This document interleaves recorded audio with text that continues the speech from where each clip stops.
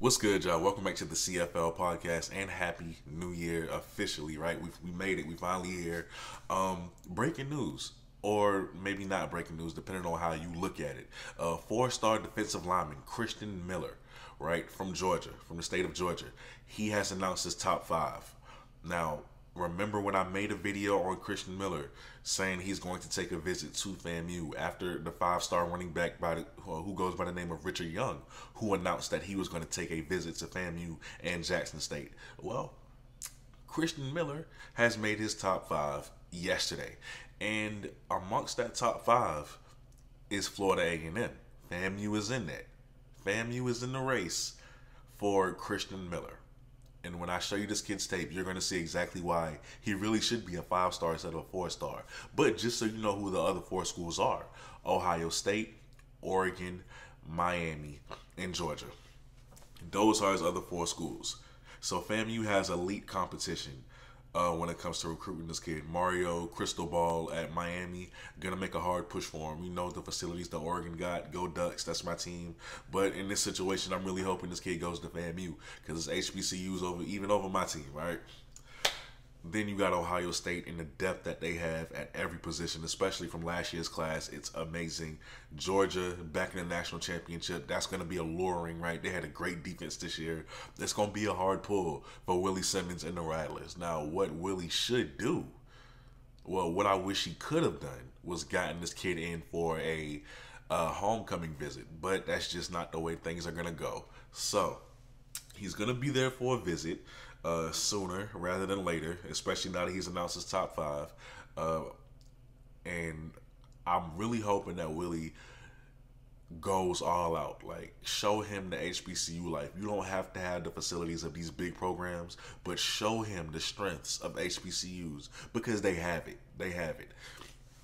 Now, as far as Christen goes, right, he's 6'4", 285 pounds, and he can play both ways, right? He can contribute on offensive line and defensive line as well. And something tells me he could be a beast at offensive line if he wanted to as well. But just looking at him from a defensive tackle standpoint, every time I watch his tape, to me, he is he's the most balanced kid in this class when it comes to speed and power. When I look at his tape, I'm in awe. Like, because he jumps off the screen. A lot of kids don't do that. He looks like a baby Khalil Mack. Like a Khalil Mack if he played defensive line. Like, he's as quick. He shoots gaps as fast as Aaron Donald.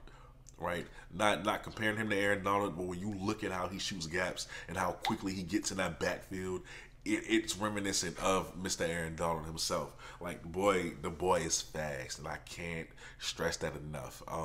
When you look at his tape, all you see is his white gloves constantly moving everywhere. Like, he's not one of these kids who are gonna let you get a hand on him. You feel me?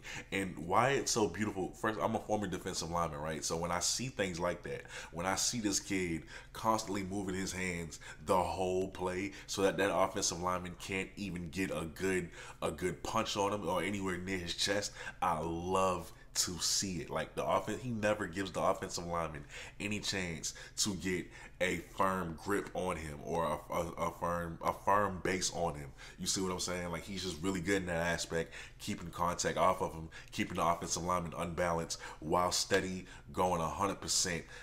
Driving that guy into the backfield and making a play. He's just devastatingly strong and devastatingly quick. That's a dangerous combination for any guy. Also, like I said, I love the way he shoots gaps, right? He's in there. And, it goes without saying, not only can he get you in the backfield, like, not only can he drive your offensive lineman in the backfield, but he can shed that block pretty easily. And that goes back to his quickness, right? Like, he just sheds off of you so quickly and swallows the ball carrier up in the backfield time after time after time. That's just the kind of player he is. When I look at his tape, I don't understand why he's not a five-star recruit. I will never understand why he's not a five-star recruit. Really good size, really good speed, really good power. But it doesn't even seem to matter. Like, once you get to colleges, the stars kind of go away because now you got to actually play. But Willie, FAMU Nation, I hope I hope that y'all can pull this off. Like, seriously, I want him at a HBCU. I don't care where he goes. I don't care what HBCU he goes to, even though it's clear FAMU is the only HBCU in his top 5. I just want him to be there. And let me tell you something. If y'all get him, that's a kid you got to play his freshman year, most definitely. But not only that, he'll be drafted. He will be drafted, and I mean that. Now, but with that being said, you are watching the CFL podcast. Thank you so much for tuning into this video, the first video of the new year. And with that being said, man, I'm out. Peace.